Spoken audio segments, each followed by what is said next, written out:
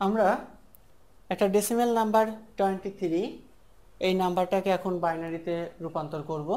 তো রূপান্তর করার ক্ষেত্রে আমাদের যে কাজটা করতে হবে সেটা হচ্ছে বাইনারি সংখ্যার যে ভিত্তি 2, এই 2কে দিয়ে আমরা 23কে ভাগ করব। তো সেই ক্ষেত্রে 23 এটাকে যদি আমি 2 দিয়ে ভাগ করি, তো সেক্ষেত্রে এইখানে এই 2কে বলা হচ্ছে ভাজক, আর এই 23কে বলা হচ্ছে ভাজ্য। তো এখন বিষয় হচ্ছে যে এখানে 2 হচ্ছে আমাদের ভাজক, 23 হচ্ছে ভাজ্য। তো আমাদের কাজটা হবে এখানে ভাজ্যটাকে অনবরত 2 দিয়ে ভাগ করে যাওয়া। তো সেক্ষেত্রে ভাগ করার ক্ষেত্রে আমাদেরকে যে বিষয়টা একটু মাথায় রাখতে হবে, যে ভাগটা একটু আমরা যে ছোটোবেলায় যেভাবে ভাগ করেছি একটা সংখ্যাকে আর একটা সংখ্যা দিয়ে, সেই প্রসেসটা অবলম্বন করব। তো সেক্ষেত্রে সেটা কেমন হবে, সেটা হচ্ছে এরকম 23 ভাগ 2। তো এখানে হচ্ছে 2, 3 দিলে পরে আবার হচ্ছে 1, এখানে 2, আমাদের হাতে থাকছে কত 1। তাহলে আমরা দেখতে পাচ্ছি যে এখানে যখন 23কে 2 দ্বারা ভাগ করছি তখন আমাদের ভাগফল হচ্ছে 11 আর ভাগশেষ হচ্ছে 1। তো আমরা এখানে সেই কাজটাই করব, প্রথমে এখানে ভাগফলটাকে বসাবো আর তারপরে আমরা একটু আলাদা করে ভাগশেষটাকে বসিয়ে দেব। তো এই ক্ষেত্রে এই ভাগফল 11কে পুনরায় আমরা আবার 2 দিয়ে ভাগ করব, অর্থাৎ এই জায়গাটা হচ্ছে ভাজ্য আর ভাগফলের জন্য। তো আর এই যে 1, এই 1টা কিন্তু মূলত হচ্ছে কি আমাদের ভাগ শেষ। তো তারপর এই 2কে দিয়ে যদি আমি আবার 11কে ভাগ করি তাহলে বিষয়টা আসছে এরকম 5, আর নিচে আসছে কত, ভাগশেষ আসছে কত আমাদের 1। আবার যদি পুনরায় আমরা 2 দিয়ে 5কে ভাগ করি তো তাহলে আসছে আমাদের 2, ভাগশেষ হচ্ছে 1। যদি আমি আবার ওই 2কে 2 দ্বারা ভাগ করি তাহলে আসছে কত, ভাগফল আমাদের 1।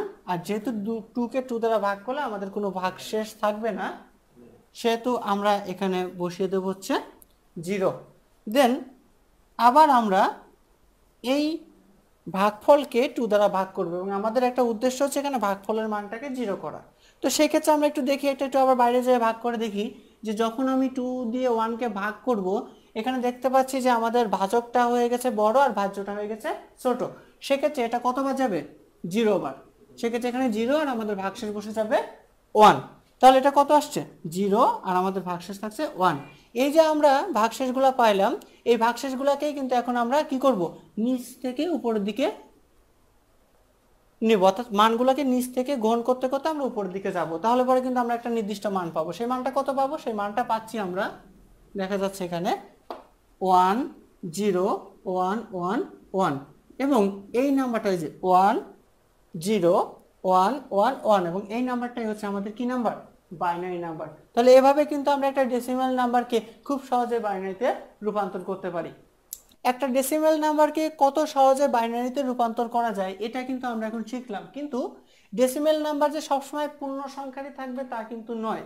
সেক্ষেত্রে এই নাম্বারটা যদি 23 না থেকে এমন থাকতো যে 23.125, তো এই নাম্বারটাকে আমরা কিভাবে বাইনারিতে রূপান্তর করতাম, সেক্ষেত্রে প্রসেসটা খুবই ইজি। আমরা 23কে যেভাবে কনভার্ট করে নিয়েছি এভাবেই কনভার্ট করব। তো আশা করি 23টাকে নতুন করে কনভার্ট করা আমাদের দেখার দরকার নেই, কারণ আমরা ইতিমধ্যে এটা করে ফেলেছি। এখন আমাদের কাজটা হচ্ছে 0.125টাকে কনভার্ট করা। তো সেক্ষেত্রে 0.125কে কনভার্টের ক্ষেত্রে একটা বিষয় আমাদের মাথায় রাখতে হবে যে আমরা 23কে কি করেছি, 2 দিয়ে ভাগ করেছি। তো 23কে যেহেতু আমরা 2 দিয়ে ভাগ করেছি, তো পয়েন্টের পরে আমরা ভাগের জায়গায় ঠিক উল্টা কাজটা করব, অর্থাৎ কি করব, গুণ করব। তাহলে আমাদের সেই গুণের কাজটা কেমন হচ্ছে, আমি এইটুকু যদি এখন মুছে নতুন করে এই অংশটুকু নিয়ে কাজ করি তাহলে সেটা হচ্ছে এরকম যে 0.12510। তো দেখা যাক এটা কি করা যায়। সেক্ষেত্রে আমরা একটা ছক করে নিতে পারি, সেটা হচ্ছে ছকের ক্ষেত্রে নাম দিলাম এটা হচ্ছে গুণ, তারপর গুণফল, পূর্ণক, আর এটা হচ্ছে অংশক। তো আশা করি আপনারা গুণফলের বিষয়টা বুঝতে পারবেন, কিন্তু পূর্ণকার অংশক নিয়ে আমি একটু ছোট্ট একটা কথা বলে রাখি। যেমন কোন একটা নাম্বার 1.83, তো এই নাম্বারটার ক্ষেত্রে পয়েন্টের আগে কত আছে আমাদের 1, তাহলে এখানে কিন্তু পূর্ণক হবে কত 1, আর অংশক হচ্ছে 0.83। আমরা বেসিক্যালি এই গুণফলের মানটা যা পাবো সেটাকে দুইটা পার্টে বিভক্ত করব, একটা পার্টে রাখবো পূর্ণকে আর একটা পার্ট রাখবো অংশকে। তো দেখা যাক, আমি আগেই বলেছি যে পয়েন্টের আগে আমরা যা করেছি অর্থাৎ 2 দিয়ে ভাগ করেছি, পয়েন্টের পরে আমরা তার উল্টো কাজ করব অর্থাৎ 2 দিয়ে গুণ করব।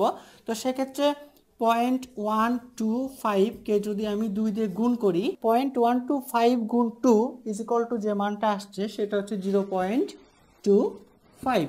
তাহলে আমরা দেখতে পাচ্ছি যে পয়েন্টের আগে আমাদের আছে কত 0, তাহলে এখানে পূর্ণক হবে 0 আর অংশকটা হবে 0.25।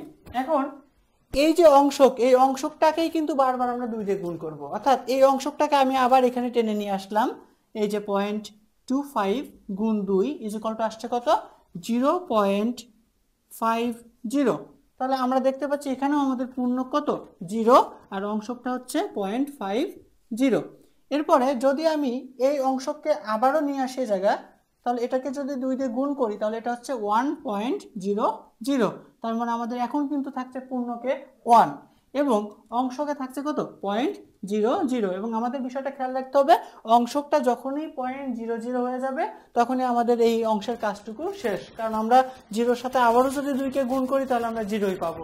সেক্ষেত্রে পূর্ণকে আমরা যে মানগুলো পেয়েছি এই মানগুলোকে আমরা সাজাবো, তবে সেক্ষেত্রে মনে রাখতে হবে আমরা 23তে যে মানগুলো পেয়েছিলাম সেই মানগুলো কিন্তু নিচ থেকে উপরের দিকে নিয়েছিলাম, এক্ষেত্রে আমরা এই মানগুলোকে উপর থেকে নিচের দিকে নিব, অর্থাৎ ঠিক এইভাবে। সুতরাং আমাদের এই যে 0.125 এই নাম্বারটার বাইনারি ভ্যালু যেটা দাঁড়াচ্ছে সেটা হচ্ছে 0.001।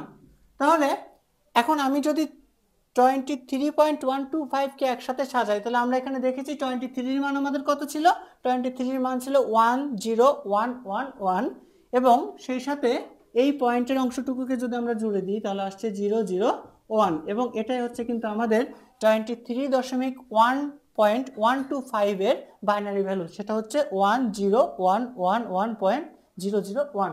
আশা করি এইভাবে প্রত্যেকটা ডেসিমাল নাম্বারকে আপনারা খুব সহজেই বাইনারিতে রূপান্তর করতে পারবেন। সেক্ষেত্রে একটা ছোট্ট কথা বলে রাখা দরকার, অনেক ক্ষেত্রে এই অংশকের মানটা 0 নাও আসতে পারে। যদি কখনো 0 বা 0 না আসে তাহলে আপনারা 4 বার গুণ করবেন, 4 বার গুণ করে যে মানগুলো পাবেন সেটাকে উপর থেকে নিচ পর্যন্ত দিয়ে এখানে বাইনারির মানটাকে কমপ্লিট করে ফেলবেন। তো এটাই ছিল আমাদের ডেসিমেল থেকে বাইনারির কনভার্ট। আগামী ক্লাসে আমরা বাইনারি থেকে ডেসিমেলের রূপান্তরটা দেখব। তো সে পর্যন্ত ধন্যবাদ সবাইকে।